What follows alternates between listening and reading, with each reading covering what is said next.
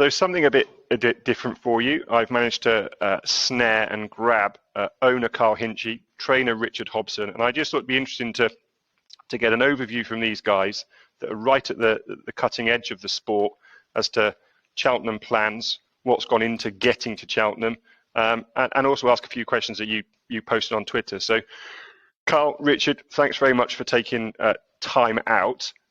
I first remember, I think, you guys as a pair at Cheltenham with what I thought were real good quality mares, Dame Rose and Tahira. I think more recently you combined, you had second in the Ultimate Chase in 2019 with Shantou Flyer, and then Richard came back the year after and finished second again with Lord Dominil in the National Hunt Chase. Firstly, am I missing any off that list? And then secondly, how do you look back on those memories of finishing second? I mean, obviously, probably some would say the worst place to finish, but I often think it's the second best place to finish. Can you look back fondly, or is it a bit too painful to look back on at all? Well, for me, Shantou Fly was second on 2 occasions. He was second in the Fox Hunters as well the following year. So, yeah, we've been in that position a few times, and you've got to look back and be proud of the way they performed on the day. To have them sort of in that kind of peak condition on a big stage, or by not winning, at the time it's a gut feeling. Oh, you just like, God, if only, and if only Shantou Fly had jumped the last a little bit more fluent with James Bowen, he would have got up. Just you just feel that little bit gutted on the day, but when you reflect on it and you come home and a few weeks go by and months go by, you've got to be proud of their performances, and competing at that level at that stage is just unbelievable, really. Yeah, I mean, for me, I'd echo what Richard said. There's no question that you have a great sense of pride in your horse's performance. You have to remember that day the horse was running in around the mid 150s, something like that, in a handicap, and you would seem to have been fairly exposed. But Richard had trained him to peak for the day, and he did us proud. Now, I'll say that in professional output, and I'll say that as you would do when you're recording something like this. But the truth was, it was one of the most devastating experiences of my life. we genuinely, we're punching above our weight and trying to do as much as we can to compete against, the superpowers of racing, and winning at the Cheltenham Festival would be absolutely everything. We managed to win at Richard and I at the Aintree Festival the year before, and it was just an incredible day. We've had runners in the Grand National and so on, but to come second, I was absolutely devastated. And I remember one of my sons saying to me on the day, I said, "Oh, look, I'm really sorry about being such a bad loser," and he said, "Show me a loser, show me a good loser, and I'll show you a loser." So it was that probably encapsulated the feeling for me on the day. I remember being afterwards, people. I'd spoken to Mick Fitzgerald the night before, and it was James Bowen's 18th birthday on the day, and he was his coach, and he was absolutely thrilled with James, and he was saying how dedicated he was, and they'd talked through the race. And for us to give a young kid his first ever ride at Cheltenham, it was a massive thing for us to do, and for him to go so close, of course. But then I was chatting to Mick later on in the evening, when I probably had a few pints and so on. And again, I was just, I was being very gracious, but it was hurting me. So it's an itch that we have to scratch. That's why we're still doing it. We'd love to do it. And you do consistently punch above your weight. I mean, Richard wouldn't have 100 horses in training like many. Carl, you wouldn't have 50 horses that you own. Well, certainly not if Mrs. Hinchy's listening. You wouldn't. So you've got 2. Entered up for this week, again punching above your weight. Fugitive in the Plate, Riders Onthe Storm in the Grand Annual. I mean, how are they both? Are they intended runners? And what's the deal with riding arrangements and so forth? Well, Riders Onthe Storm, he needs a few to come out, but he's definitely in an intended runner. It's a drop back. I felt that the race would actually suit him, a strong run race. Where he could, just sit in leaders and travel and jumping, and hopefully with a bit of soft ground, he could stay on up the hill and finish. So, I mean, a good sort of 2.5 miler, which is probably what his ideal trip is, would suit in a strong run race over 2 miles with the hill finish in soft ground. So on that, if we sort of look at all that and the fact that he's been freshened up since Ascot, then I'd like to think that he'd be in the shake-up. It'd be lovely to get him placed in that race, but I feel there's a big race in him on Wednesday. Work this morning, which is his final piece of work. Usually I wouldn't work a horse that close to the race, but with him, he's the type of horse which needs it. He's a little bit stuffy, which we've learned from him. It's a fine line with him. You sort of have to... his lungs have always been dirty ever since we've had him. So, it's a massive battle all the time, nebulizing him, keeping his lungs clean, keeping him turned out at grass daily if we can. So when it snows and you've got bad conditions, that's not always ideal. But he's a tricky horse. He's got lots of character. He wouldn't be the nicest to deal with, but we've learned to deal with him. And early on in the season, he paid a really good day for us all. And it's a memory we'll keep. And Fugitive, all systems go for Fugitive, the plate? yeah, very much so. He's a horse which we still haven't got to the bottom of. He's progressed again since his last run.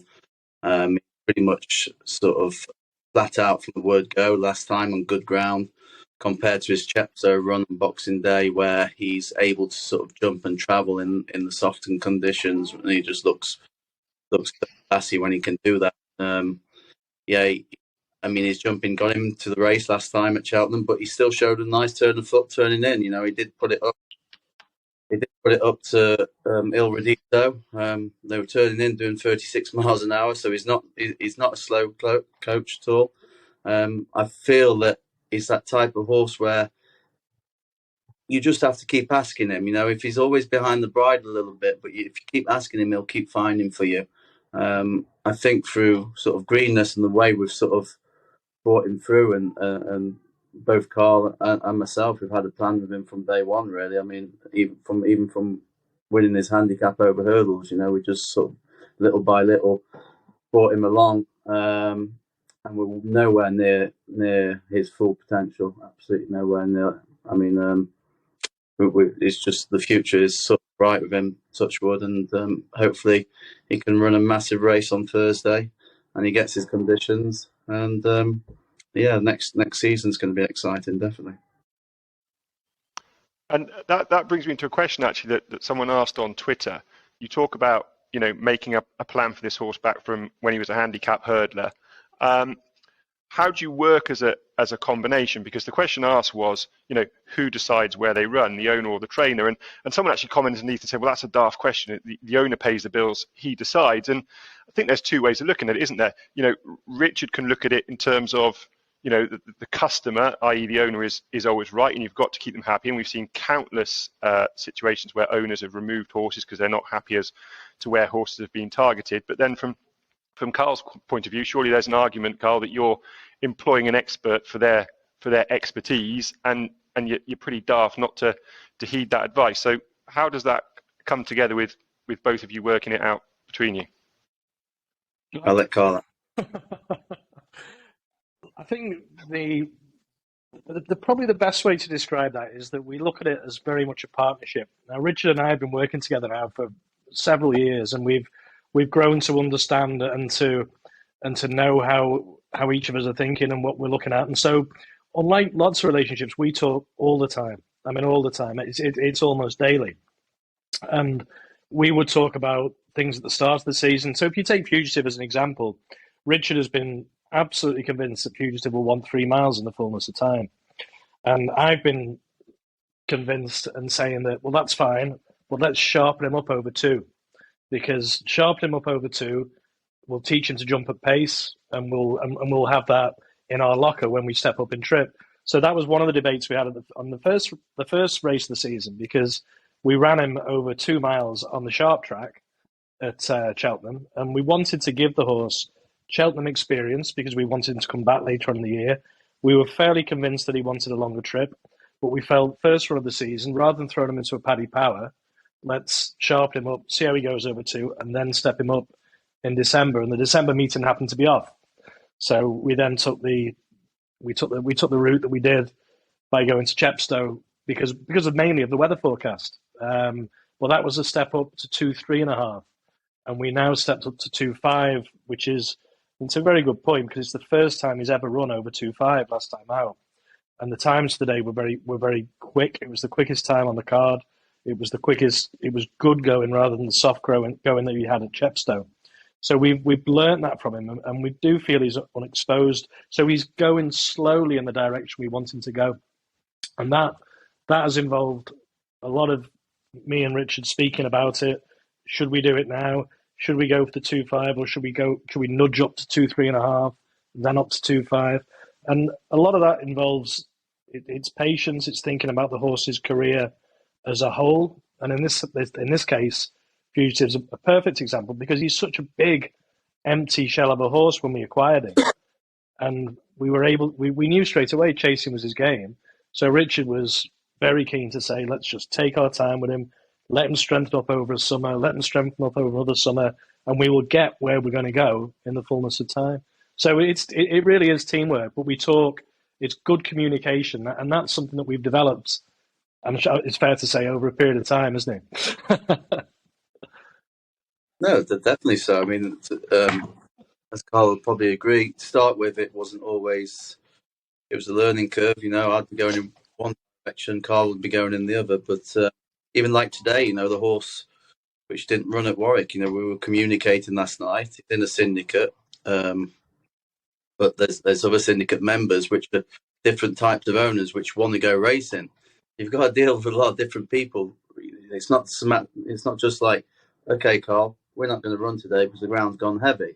Where somebody else might be in the syndicate who's got a 25% share of the horse, and that they're all set, ready to go to racing today, and they just don't quite understand. Well, why are we not going now? What's the big difference from soft to heavy in places? Well, there's a massive difference, especially when we don't know that this particular horse goes in anything but good to soft ground. So the decision, for me, the decision to not run him is all good for us both, because we did feel that his handicap debut, it was a nice race. The trip was certainly right today, the level of racing was right, but we didn't want to get him. We wanted to make sure that we didn't go backwards with him, and that's important. Like discussing these things, and tonight is a better thing. The horse is in the stable; it's fine. He hasn't had a hard race, which he could have done in heavy ground, and we're able to go next weekend. So like all good relationships, a bit of trust and a good dollop of patience. I just wanted to take you back to something, Richard, that you mentioned. You said Riders did his last bit of work today.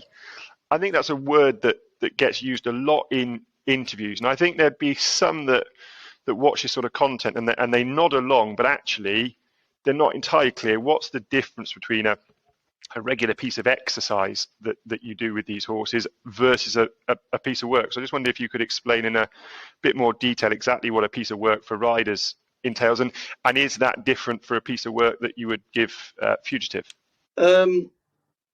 No, it's no different. I mean, the trainers train completely different now. I mean, where I was always on the idea that horses worked on Wednesdays and Saturdays, now trainers have different regimes. They school on a Monday, they work on a Tuesday, work on a Friday, and usually sometimes it's just to arrange their week around racing and staff and other various things. However, coming back to what you asked, a piece of work for me is where you really go in that little bit extra, that little bit quick on the horse, where you're putting him through his paces that little bit more than a regular canter on a daily basis. So this morning, both of those particular horses, the two of them, they both went that little bit quicker. So it's always that little bit of risky situation you're putting yourself under. It's their last piece before their big days. You go up sides, you join another horse, or another horse joins you. With these two particular horses, they have to join another horse, because if you did it the other way around, you'd be in the next county.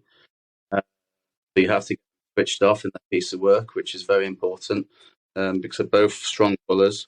But they've learned to settle, and they've learned to accept how to work and what to do, which is important. So they both didn't get lit up this morning. They both did 2 very nice pieces of work.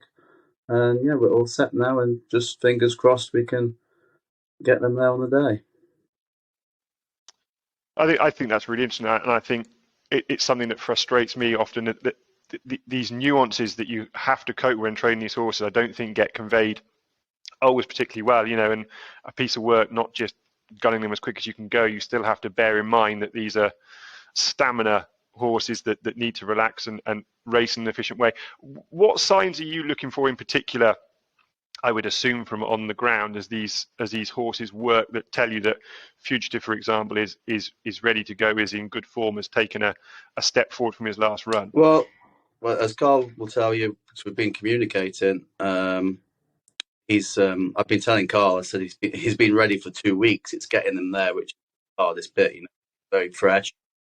He's very well, and when they get very well and they're very fresh and they're as fit as he is, he looks ready for his big day. You've then got the process of they go off their food a little bit. You've got to keep them on the pot, as we call it. You've got to keep them eating, making sure that they're getting the right nutrition into them from now until Thursday. And as much as that punter is looking into things and thinking, well, this is what I'm backing today, and this is how it's going to go, and that should be doing that on this particular ground, on this particular trip, on that particular day. As you both know, there's a lot more to it. Just getting them to perform on that day in that sort of level of fitness is very hard. I mean, I come back to a race when we won the Aintree bumper of Dame Rose. I walked into the paddock, and some days you just had that feeling. I said to Carl, I've never been so more confident. This, whatever she does today, she'll never be any better. And she was given a terrific ride by Alan Corley, and she won the Aintree bumper, the mare's bumper, which was fantastic. But sometimes you just know on the day that you cannot do no more as a trainer. You just ticked every single box, and all you need to do then is give the owner the confidence that he needs to hear, really. And as that work, Carl, have you been feeling that this is building? The reports from Richard have been getting more buoyant, more excited as you get closer. I think another phrase you'd like to hear is, it ain't my first rodeo.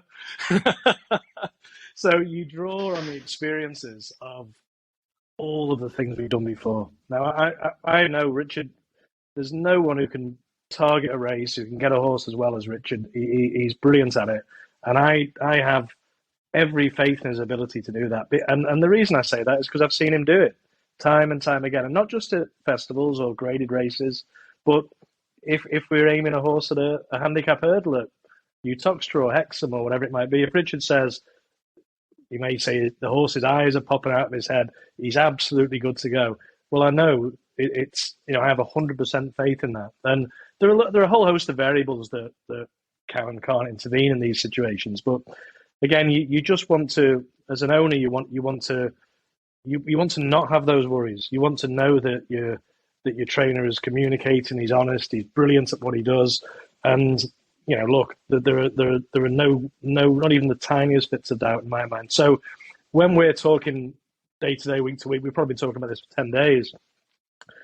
My job really is to support Rich and to offer a good sound base to him when we're discussing it, because I know how it's a small yard, how hard he's working, how many hours he's putting in, all the things he has to do, and he doesn't want conflict, or he doesn't want me asking stupid questions. I know how much he's putting into it and what he's doing, and one of the points you made earlier was about these types of relationships, and it's a respect thing. I have a massive amount of respect for the job that Richard does and the quality of the job that he does, and that's something that is earned over a fair period of time, isn't it? So, I think that's really interesting that you do see your being an owner as able to provide something important to your trainer and not just taken out of it. Richard, you mentioned diet and that they can go a little bit picky off their food. With marathon runners, of which I've never been one, I know that they load up on carbohydrates going into a big contest. Obviously, Carl's diet will change this week into a largely liquid based diet when he gets to Cheltenham. A Fugitive's diet, Riders Onthe Storm's diet, does that change? Does the volume of food you give them, the constitution of the energy content in the food change, or is it just about keeping it as consistent as you can? Yeah, absolutely. Keep it as consistent as you can. The one thing you don't want to do is start upping their feed, or it has to stay the same. You just do not want to change anything really. The changes aren't for the last week of them running before they run. You just don't do that. Early season, you learn through maybe 5-6 pieces of work in. You might look at a horse and think, okay, well, he's not his ideal weight at the moment. I might just up his feed, or he looks a little bit burly. He needs a bit more graft, and you might not get as much feed. But you certainly don't do that when you're targeting big races. You try and keep them exactly how you've been doing it for the last sort of 2.5-3 months. And I've been very fortunate that Carl will send on the odd video of you working with these horses, and I think it's apparent anyone watching you talk now that you take great pride in these horses and the work you're able to do with them. Maybe not many people know, but alongside training, you're a successful bloodstock agent. I know you've sold countless number of graded horses over the years. I mean, firstly, can you don't be shy, give us some names of horses that have come through your hands, but also how does it feel when you're taking Fugitive yourself under your name to a meeting versus watching one that's been through your hands? Well, this is completely different. When we all know the situation we're in Britain. That's why it's good working with Carl, because we're targeting races where we can I know that the owner can put some money back in their pockets to pay my wages at the end of the month. Prize money is key, and developing young horses through the ranks so they're able to win good races. I mean, Fugitive's won best part of 60,000 this year. Maybe that's probably not as, maybe 50,000. So I know that's money coming in for Carl to either reinvest, support, and pay his bills, which is very much key. But coming back to your question is, if we've got a young horse which is coming through the ranks like Fugitive, and we're nurturing them along to one day run at the Cheltenham Festival, it's the same if we've got a young horse which we're nurturing along to sell at the sales in May or in June at one of the you've still got to get them there. You've still got to get them there on the day. They've still got to pass the vet, and you've still got to get your payday. So the difference between Fugitive and any other young horse that we've brought through and sold, which has gone on to be a graded winner or Grade 1 winner, is that we get to keep him. But the only reason we get to keep him is, Carl put his money up in the first place to say, right, yeah, Richard, I want that horse, and we're not going to be selling him on. We're not going to be moving him on. We've got a plan with him, and you get to train him. And when that happens, it's great news for us, because you get a chance then with one of the good horses which you've sourced in France, and you're able to produce on big days. And so, following on from that, Carl, why Fugitive? Richard's clearly getting plenty of nice animals coming through his hands, and I'm sure your phone is pinging with photos and videos of this one and that one. Why is Fugitive stayed and stuck, and the journey for him? As an owner, the hardest thing that you learn to say is no to people. Much as you alluded to there, you are consistently being offered horses left, right, and centre.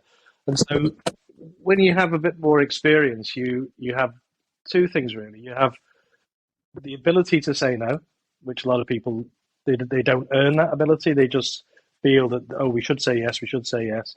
But then you then think to yourself, well, let's have a very close look at the horse. Let's see what he's like. Let's see what he's like physically.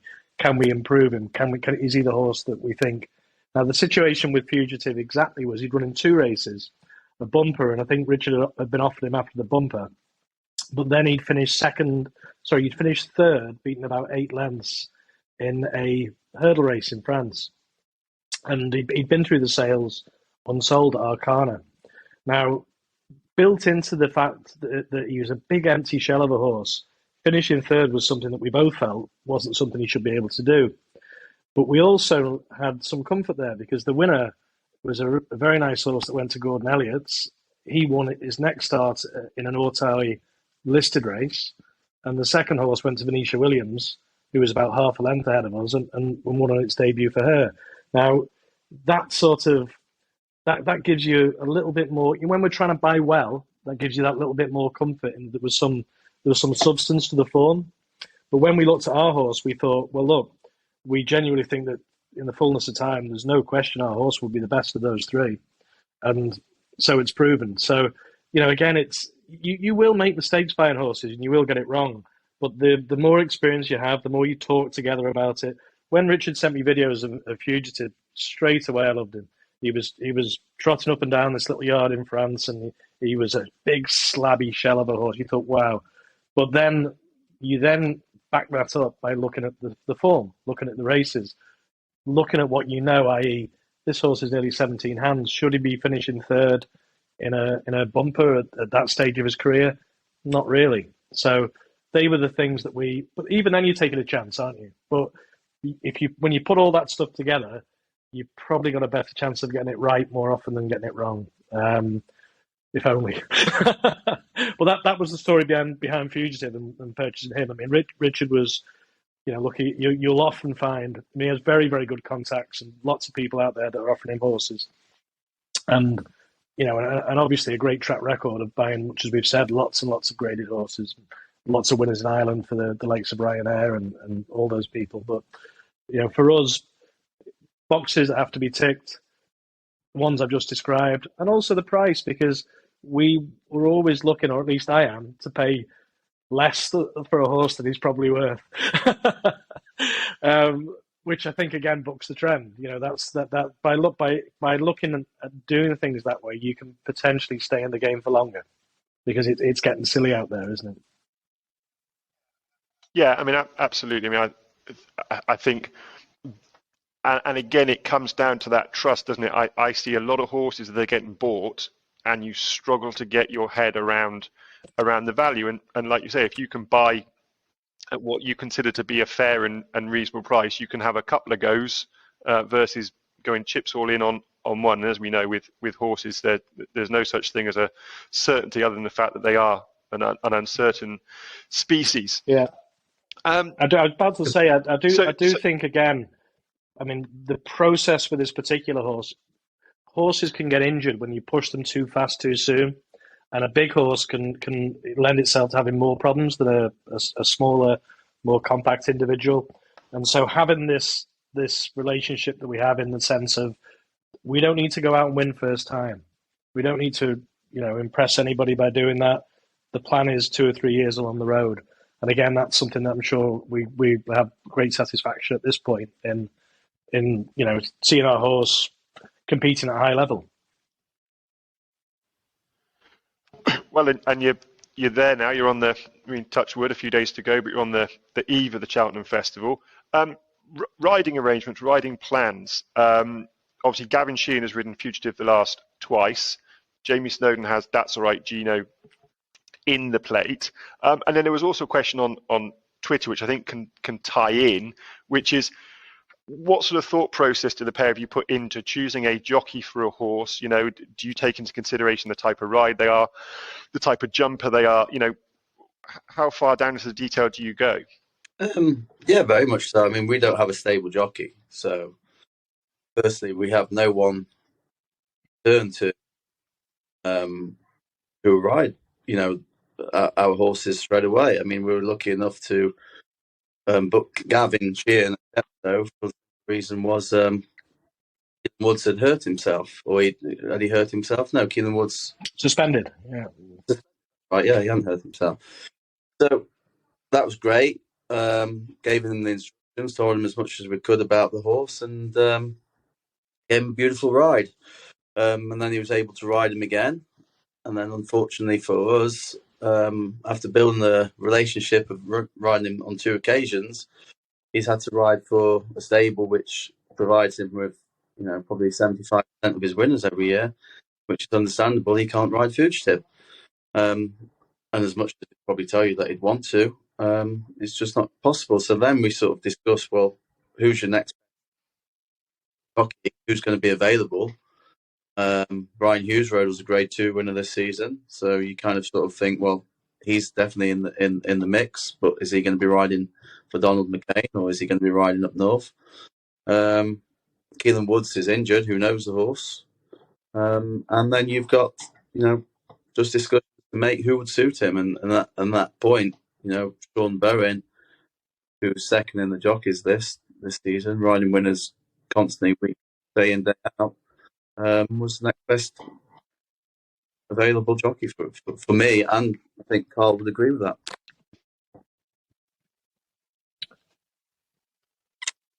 And I can see that Sean would really suit him. You mentioned that he does race a little bit behind the bridle. I think those are the sort of horses that Sean's ideally suited to. Then just one other question that I think is interesting. I hope others will as well. Obviously, the whip has been constantly mentioned in our sport in the last few weeks. I think we're all in agreement that the whip rules haven't changed all that much. They're perhaps just being policed a bit more stringently. One of the big changes at Cheltenham this year is that there is a very reasonable chance that a winner would get thrown out at a later date. Do you take into consideration now a jockey's whip use, and are either one of you, or maybe even both of you, as you give the jockey a leg up, just say, remember to count? Because I think there's perhaps been a perception previously that jockeys will, so to speak, cop the ban, pay the fine, and if owners have won a nice big prize at Cheltenham, they're more than likely to sort of say, don't worry, pal, we'll cover that fine for you, job well done. Whereas now that doesn't become a possibility. It's a tricky sort of question you're asking me there. Certainly I rode as a jockey, for whip rules have been about for a long time, and they keep changing year in, year out. I mean, we've lost 2 major prizes because of the whip rules being broken. One was the Grand National Trial with Lord Menil. The year before he won it was second. And one was the Edinburgh National with a horse called Chickname. So sometimes for me, it sort of sits where, well, the jockey went way over in the Grand National Trial who won it, and the jockey went way over in the Edinburgh National and won it. So that they're 2 major prizes for us as a small team. Not many horses in training to actually lose if those rules were in place at that particular time, but they weren't. Cheltenham's going to be very difficult for a lot of jockeys. You think about the buzz of it and the crowds and the stage, the centre stage of it all. They're going to be absolutely at their best, thinking, we shouldn't be breaking any rules here because there's major prizes on offer and major risks involved. So hopefully, they've been doing their homework on it all. They've had a few weeks for it all to settle in, as few of them made mistakes along the way. I think the majority of them will be on the ball and hopefully abide by the rules on the day. And Carl, what does your week look like now? Are you at Cheltenham for the whole week? Are you travelling up each day to watch runners? What's the Carl Hinchy week looking like? Yeah, very consistent, same as it's been probably for the last 10 years or so, I'd say. We head up tomorrow morning. We'll have accommodation booked for the full week. So the last couple, now I'm getting on a bit now. So the last couple of years we've been heading home on the Friday morning. So I think we'll probably stick to that. So Stratford tomorrow, on the way down for a couple of hours. A few pints on Monday night in Cheltenham Town Centre. Nice, good night's sleep, fresh up, breakfast, straight to the track. And then we'll do that, repeat, Hopefully we have runners on the Wednesday and the Thursday. As I say, we'll be declaring riders, and we've had that race in the back of our minds since we saw that heavy Grand Annual last year. So it would be, I'd be really, really happy to see him get in. He's a classy horse on his day who owes us nothing. So if we are able to have two runners, we'll be really, really happy. That'll be, it'll just make the days a little bit more exciting. We're hoping for rain for Thursday, and the forecast is looking good. So genuinely, all of our thoughts will be towards our own horses. We won't be as much as perhaps we would have been in the past, thinking in terms of, I can't wait to back this horse or look at that horse. As it's evolved over time, I think it's become so much harder. And I think, certainly from my point of view, I've had 4 horses run in one day in the past. And now I think it's so hard. Going there with a horse with a chance is something I'm going to really, really appreciate, really enjoy. And it'll probably mean I'm tucked up in bed at 10 o'clock on Wednesday night rather than out doing out with the young lads doing something crazy. So whether I'll sleep or not, I don't know. I still have that excitement about it. It's a brilliant day, and we're really privileged. We're not. I think the word lucky is overused in national hunt racing, especially by the Cotswold people. And I don't think we're lucky. I think we work very hard for it, and we put a lot in. But we do feel privileged. We really do, to be going to. We're not. We don't have that background really. It's something that we feel we're achieving great things by having horses there, and when we go, we'll be loving every minute of it. We really will. So you use the word we continuously. I don't think you've used the word I once in coming on for 35 minutes now. We often see your sons, friends. It's very rarely Carl Hinchy and trainer and horse. There's always a little group. Richard mentioned the syndicate horse, Some Scope, that was due to run today at Warwick. Is the social side of it and sharing these experiences with people, is that what's driven Rubicon Racing? Where's that come from, and why now? I mean, look, it's something that I could probably do a whole different discussion on. But when I started 20 odd years ago, started to earn any type of money when I was a young lad, the first thing I did was buy a small share in a horse.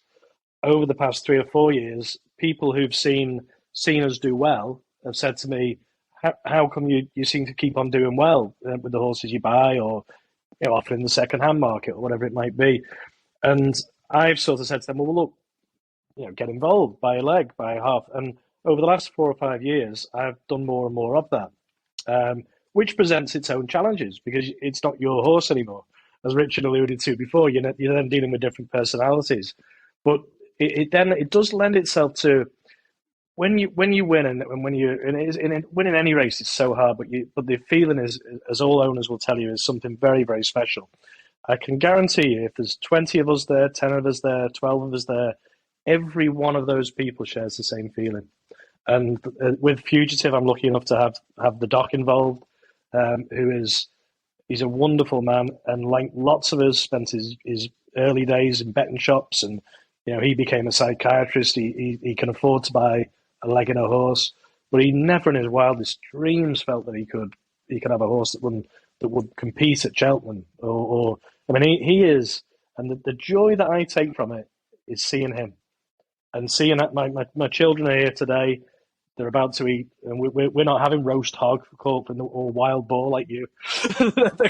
they're gonna eat something shortly, but they're telling me they can't sleep. They're so excited, and that type of joy that I've been lucky enough to experience throughout my 10, 12 years of ownership, seeing other people experiencing it and seeing it as a group is so satisfying. And that's what has inspired me to set up the vehicle for Rubicon Racing, to have that ability to have a vehicle there for people to join in, to buy shares, to buy a leg, half a leg, and find out just how fantastic it all is, and hopefully have some success, because we don't want to do it, for the fun of it.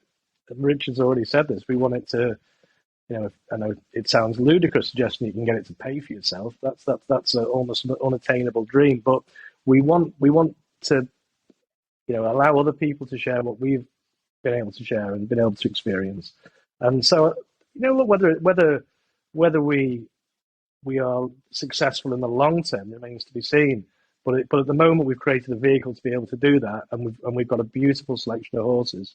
So, I could talk about it another time. It would be great, but for now, that's the ethos behind it. I started that way. It's to allow other people to get involved and start that way, and to experience the journey that I've been on, which has been wonderful. Well, look, when so much is spoken about getting a generation into the sport, if that doesn't get people wanting to get involved, I don't know what will. It was very obvious that there's just passion and joy to be had in this sport. Look, I will let you guys get off to your dinner or to your ham sandwich, as it might be, Carl. But it wouldn't be a Cheltenham piece of content if I didn't bend your ear, both of you, for a best bet of the week. I know trainers, Richard, are regarded as not being the best tipsters, but Carl does tell me that you actually buck the trend with that, and you're pretty shrewd when it comes down to it. Well, Honeysuckle has to be in the main race, isn't she? So what is she at the moment? 4-1. So Honeysuckle in the mares for Richard, and Carl, yourself.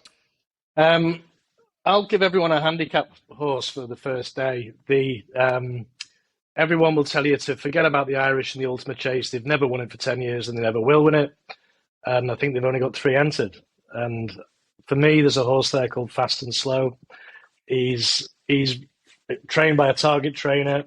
Last year, he came to the Coral Cup with two zeros next to his name and got beat ahead. He was the only horse that day to come from a long way back.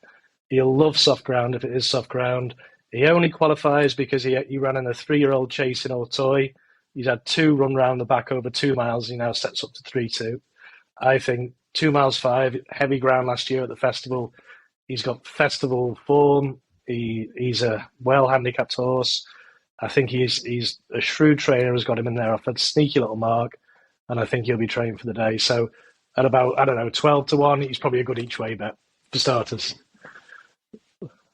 I'm just upsetting the trend, I people. fancy him too, so he's got no chance. He's definitely been on the short list. So he's on your short list and my short list. I don't know if that's a good thing or a bad thing. Well, look, thanks ever so much, guys, for sparing the time. I really do. I mean, I've loved watching Fugitive. He's my sort of horse. I thought Riders last time at Ascot cut quite some sight out in front, and I think if he can do that again over 2 miles, I think you've got 2 great chances. And I really appreciate your time, and I hope it goes as well as can possibly be expected. Yeah, thank you. Thanks for your time, and well done.